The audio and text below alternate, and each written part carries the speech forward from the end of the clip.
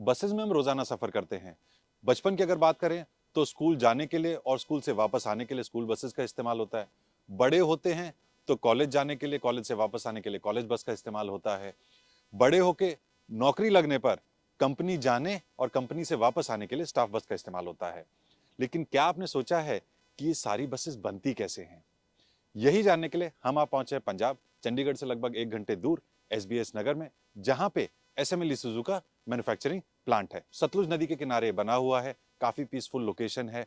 और जब school buses, staff buses, college buses की बात करते हैं तो SML Isuzu is one of the preferred choices. So we thought why not visit the plant and check out how the buses are actually manufactured. एक wide range है company के पास में, चाहे S7 बसेस की बात करें, स्टैंडर्ड बसेस की बात करें, सीएनजी बसेस की बात करें, डीजल बसेस की बात करें, एग्जीक्यूटिव बस की बात करें या स्पेशियस हीरोई की बात करें। Yellow colour, white colour, all colour combinations, all fuel options, different seating options. तो आइए जानते हैं कैसे बनती है कंपनी के बस प्लांट के अंदर एक बस। वैसे तो काफी सारे लोकल बॉडी फैब्रिकेटर्स भी बाजार में हैं, लेकिन कंपनी के set systems and processes, advance technology के साथ में, सेट पैरामीटर्स के साथ में कैसे ये बसेस बनती हैं और पहुंचती हैं आपके नजदीकी शोरूम्स तक, आइए जानते हैं।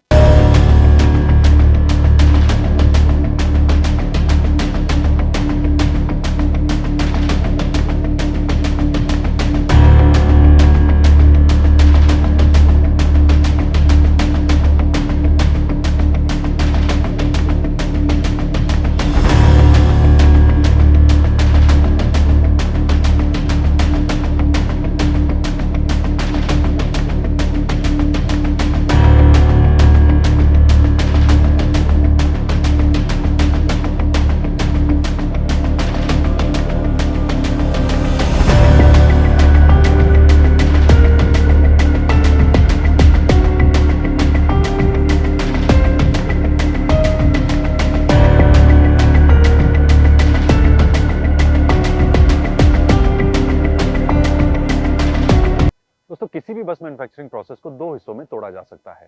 पहला है चैसी असेंबली, जहां पे चैसी फ्रेम के ऊपर इंजन लगाया जाता है, गियरबॉक्स फिट किया जाता है, पूरी ड्राइवलाइन तैयार की जाती है, एक्सेल, सस्पेंशन एवं टायर्स फिट किए जाते हैं और ये पूरा एक चलता फिरता बस का फाउंडेशन तैयार हो जाता है। कुछ इस किस्म का ये दिखता है। फेसलेस चैसी इसे बोलते हैं। तो चैसी प्लांट में जो एसएमएल का नंबर 1 प्लांट है, चैसी प्लांट, वहां पे इस किस्म से चैसी तैयार होते हैं, वहां से यहाँ पे असेंबल हो जाते हैं और यहाँ से ये जाते हैं बगल के बस प्लांट में। और आखिरी में इस बस प्लांट से निकलता है एक फुल्ली फैब्रिकेटेड बस, जिसके अंदर आप और हम बैठ सकते हैं। तो चलिए बस प्लांट कैसा दिखता है उस पर नजर डालते हैं, लेकिन सबसे पहले अपना सेफ्टी हेलमेट लगा लीजिए। बॉडी शेल बनाने की शुरुआत होती है फ्लोर स्ट्रक्चर से, जो कि क्रॉस मेंबर से बनाया जाता है। इसी तरीके से एक लेफ्ट साइड का स्ट्रक्चर, स्केलेटन जिसे बोल दें, एक राइट साइड का स्ट्रक्चर वो भी बनाया जाता है और छत का रूफ स्ट्रक्चर, रूफ स्केलेटन भी बनाया जाता है। इन चारों स्ट्रक्चर्स को एक स्टेशन पे लाके जोड़ दिया जाता है वेल्डिंग की मदद से। ये पूरा स्ट्रक्चर अब आगे बढ़ता है, इस पे छत का पैनल जोड़ दिया जाता है और आगे लाइन बढ़ती है।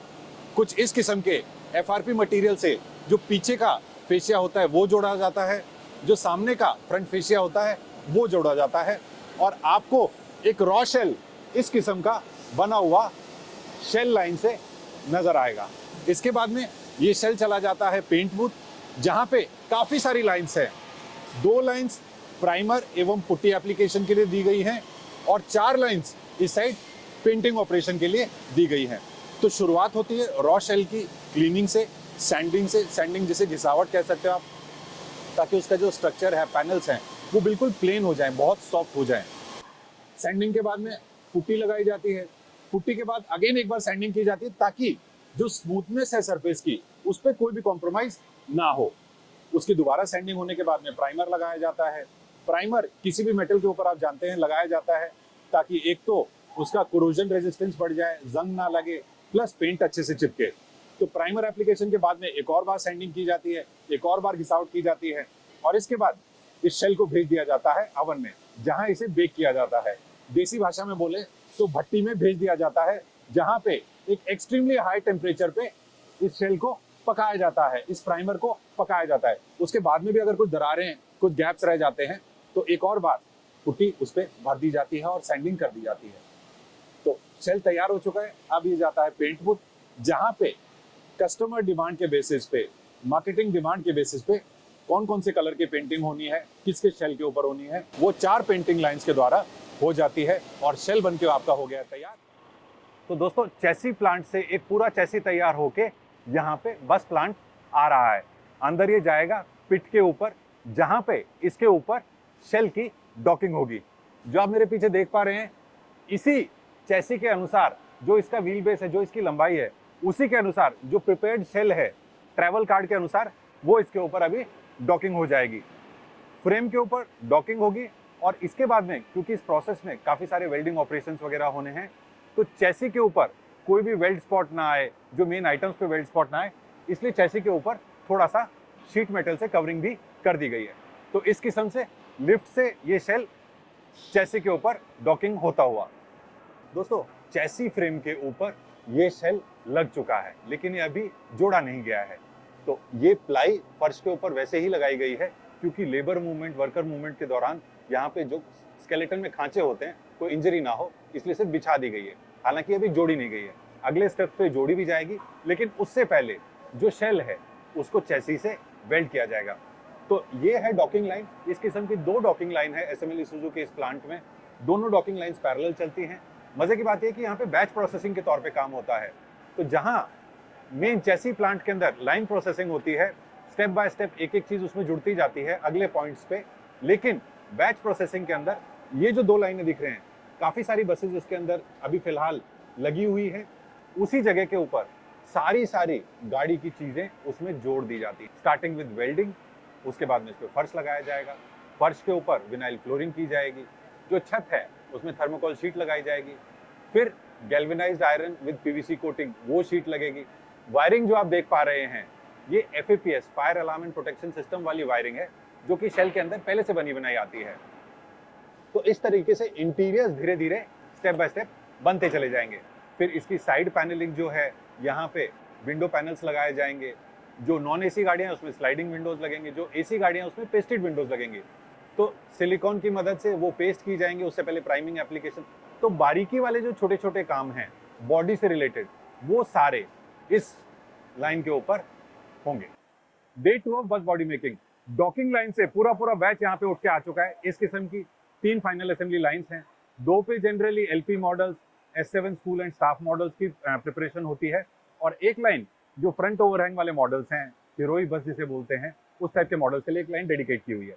तो फाइनल असेंबली लाइन में बेसिकली जो बड़े एग्रीगेट्स होते हैं, जैसे कि विंडो गार्ड रेल बोलें, रब रेल बोलें, साइड की अंदर सामान रखने के लिए हैट रैक्स की बात करें, फ्रंट विंडशील्ड की बात करें, पैसेंजर डोर की बात करें, जो fire alarm and protection system है इंटीरियर वाला, जो कि आग लगने को डिटेक्ट करता है, उसको बुझाता है, वो सिस्टम लगता है, अंदर की लाइटिंग लगती है। इस तरीके की तमाम चीजें यहाँ पे जोड़ी जाती हैं, इंक्लूडिंग आखिरी में स्टैंचियन पाइप्स और सीट्स भी इसी लाइन पे लगती हैं। गाड़ी बनके पूरी तैयार हो चुकी है फाइनल असेंबली के बाद, और अब वक्त है इसकी टेस्टिंग का। तो ये है VCT1 एरिया। VCT यानी व्हीकल कंप्लीशन एंड टेस्टिंग। जो पूरी गाड़ी बन जाती है उसके मैकेनिकल पार्ट्स एवं अंडरपिट पूरा यहाँ पे चेक होता है। गाड़ी अगर ऑल ओके निकलती है तो शावर टेस्ट किया जाता है, और इस प्लांट के चारों तरफ जो रोड बनाया गया है उस पे रोड टेस्ट किया जाता है। रोड टेस्ट के बाद में गाड़ी जाती है VCT2 एरिया, जिसे पेंट रीटचअप एरिया भी बोला जाता है। पिछले 1.5 से 2 दिन के अंदर गाड़ी पे इतने सारी एक्टिविटीज होती हैं, जिसके कारण कभी स्क्रैच रह जाता है, खरोंच रह जाती है, पेंट में कुछ इशू रह जाता है, वो सारी चीजें पेंट रीटचअप एरिया के अंदर रेक्टिफाई हो जाती हैं और गाड़ी के ऊपर व्हीकल ओके टैग लग जाता है। तो कैसा लगा दोस्तों आपको बस मैन्युफैक्चरिंग का वीडियो? हमें कमेंट करके जरूर बताएं। अगर आप भी इंजीनियरिंग में शौक रखते हैं, मैकेनिकल इंजीनियरिंग में शौक रखते हैं, प्रोडक्शन एवं ऑटोमोबाइल इंडस्ट्री में शौक रखते हैं, तो इस वीडियो को लाइक और शेयर जरूर करें। आज के लिए इतने दोस्तों, बहुत जल्द फिर मिलेंगे किसी और नए कमर्शियल व्हीकल के साथ। तब तक के लिए धन्यवाद।